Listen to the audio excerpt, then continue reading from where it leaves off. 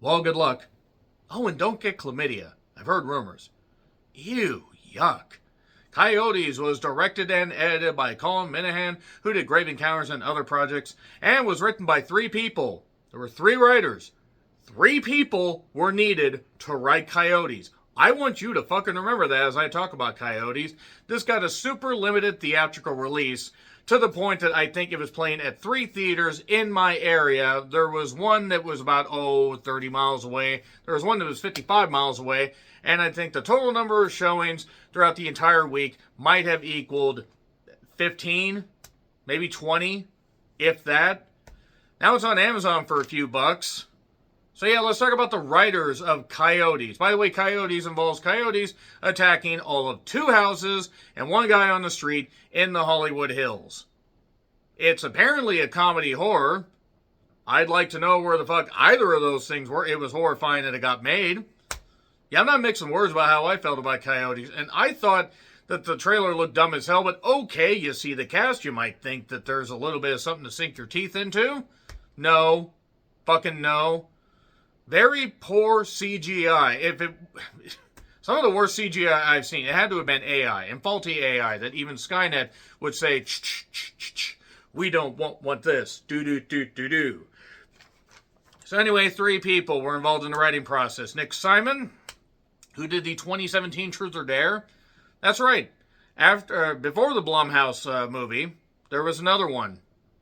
It had the girl who played Nova that was in the Sharknado movies in it. So anyway, and then Tad Daggerhart, who did Expendables 4 and others, and the story, such as it was done by Daniel Mearsand, who did The Pyramid. Fitting that a guy with sand in his name would do The Pyramid. Justin Long plays Scott, and Kate Bosworth plays Liv. They are two parents that have a daughter, Chloe. She's a kid, or a teen, or possibly a 23-year-old girl with dwarfism. I don't have a fucking clue. Mila Harris. Look, I got nothing against the people involved in this fucking movie, but this is one of the worst goddamn slop fests I have seen in a while.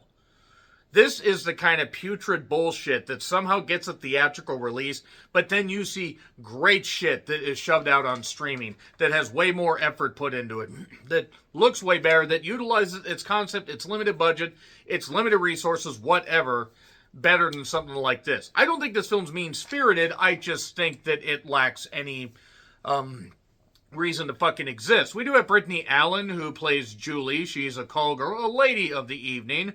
I don't want to appear sexist and say hooker.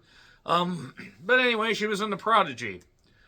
And we do also have Keir O'Donnell as an exterminator named Devin. We have a character named Trip, who is looking for his cat. Look, I recognize that this film probably had a super low budget, but if you can't even make your CGI whatever look good, do not fucking do it. These were terrible looking coyotes. Absolutely terrible. Bare bones story, no jokes, the hit. This is like if Sting, remember Sting, not the wrestler, not It's Showtime, but, the movie that had, the alien creature that came down and the girl took care of it, and then it was wreaking havoc on an apartment complex that consisted of like 4 or 5 rooms. At least that one had maybe 5 or 6 jokes that hit. Nothing, major, and the movie was dog shit. But good God, that looks like Citizen fucking Kane next to Coyotes. Which, I saw the trailer, I didn't think it looked that good. I thought, okay, Justin Long, Kate Bosworth, who apparently pissed off, somebody, or knocked over an ancient totem in a gypsy, circus. I don't know. I don't know how in the world these two got involved in this. And Justin Long seems like a nice guy. Kate Bosworth really should be a bigger star than she is. I just don't know what the fuck's going on. I did laugh at the fact that one of the actors is named Norbert Leo Butts. Butts. Because it's fun. Because Butts is a funny word. I'm not knocking the guy, but it made me laugh. Made me laugh more than anything in this. And Catherine McNamara was in the beginning in this, not for very long, with a little dog. If you're against animal violence, don't worry, because the coyotes look terrible, and they don't actually ever show anything that happens to any of the animals. Aura Entertainment apparently doesn't have any proper funding behind them, because they listed 5 other studios, possibly 7, that I have never fucking heard of. Man, I thought Briarcliff Entertainment, I almost called them Briar Patch. Just coyotes attack people in the Hollywood Hills. That's really all that you get. But it's just, the thing is so much of this, it takes itself too fucking seriously as something that's supposed to be a comedy. But any of the comedy that is attempted, every gag is stretched out 2 to 3 times as long. Just because they have nothing else to fill the time. It is astonishing just how inept and stupid this film is. And I don't even mean stupid like, okay, I can't wait to see this character get this. There's no villain. Even the Coyotes aren't really villains. It's just a monster film that exists that might have succeeded back in 1975. Except Jaws came out. And then the special... God damn, just terrible. I'm going to get into spoilers. Talk about a few things. It's on Amazon if you really want to torture yourself. 3, 2, 1, spoilers. So... Anyway, we have Catherine McNamara talking to a friend of hers, and says, oh, no chlamydia, I've heard rumors. Ew, the dog gets eaten.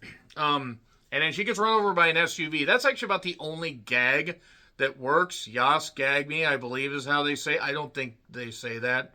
I'm just almost 45 years old, trying to sound hip. And then, fucking coyotes, and oh, she's getting... She got eaten and stuff like that.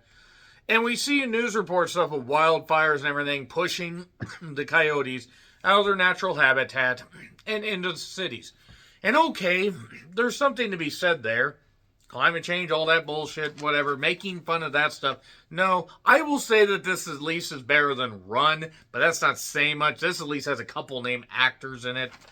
The character Devin, the exterminator... Nothing against Mr. O'Donnell. I'm sure he is talented. One of the dumbest goddamn characters here. We get comic book, intros for everybody that really go nowhere. They really don't mesh with this film at all because, yeah, they established that Scott has a comic book collection and he's working on a big script and trying to do something well, but he's neglecting his goddamn family. And Justin tries here, and then he basically gives up. So, Julie shows up as a lady of the evening and then realizes she needs to go to Tripp's house. And the dog, they have a dog, by the way, the dog's fine. The dog is totally fine. It's a weird looking dog, but it's fine. So, there's a big old storm coming. The dog wants pizza meanwhile. Oh, and there was this joke about this tree that needed to be cut down in the front yard, and the tree fell down on the car and busted the power. And oh my God, this storm is insane. We're actually supposed to be getting a storm. Funny that I mentioned this while this is going on, and we're getting one. We'll just see. It's called an atmospheric river. But here, in the Hollywood Hills, it would be difficult, especially since it rarely rains, and it would be very, very tough to deal with this kind of stuff. I mean, I don't necessarily know what's going on, but speaking of things that are tough to deal with, I mean, you have this silly goose right here that I brought him in to show him that, and I showed you that the dog is okay, and all you did was just basically say to me, you wish that something, hey, you said you wish something bad happened to the dog because something bad happened to the cat, and I kept telling you that the dog didn't do anything to the cat. See? What did I tell you? Anyway, this is the producer, by the way. This is Sir. He was an adopted cat. You saved me just as much as I saved you. So nevertheless, they do imply that Tripp's cat got crushed or killed by the falling tree and everything, or got killed by coyotes or whatever. Coyote gore effects are absolutely terrible. And the thing is that none of this is really played for laughs. There are long, long scenes between Julie and Tripp that are deeply unfunny with cocaine and shooting and stuff like that going on and crazy things. Okay. So, nevertheless, the producer is very, very, very upset at the moment.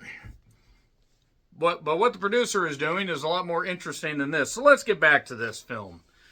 So, power's out. Pets are getting offed gradually. There is a guy named Tony that is either Irish, Scottish, or Welsh. I think he was Irish. I don't really care.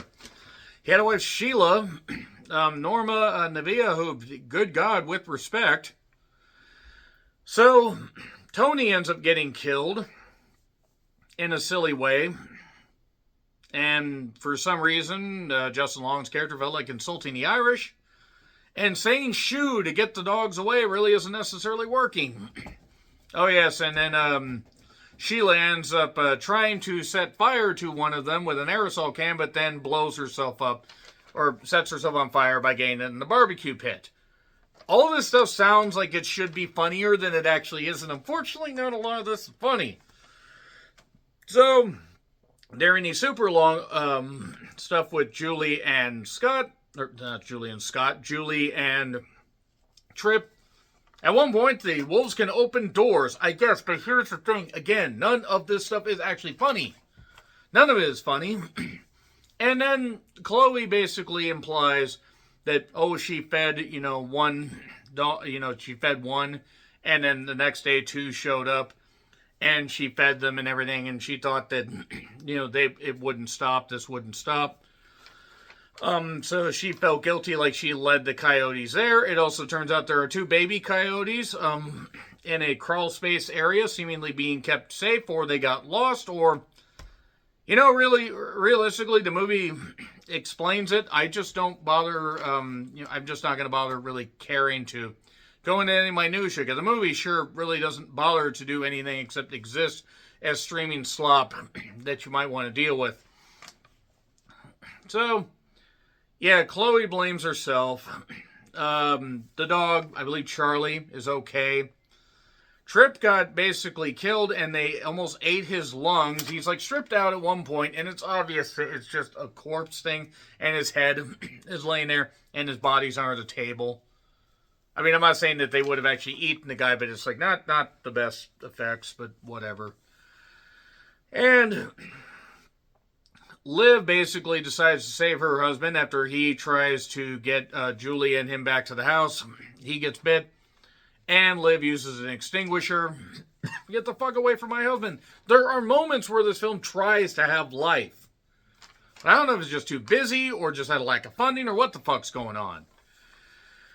So, while Scott is getting his wounds taken care of, Julie has a phone that's fully charged. Everybody else has phones that are off because she charged her phone in Tripp's car.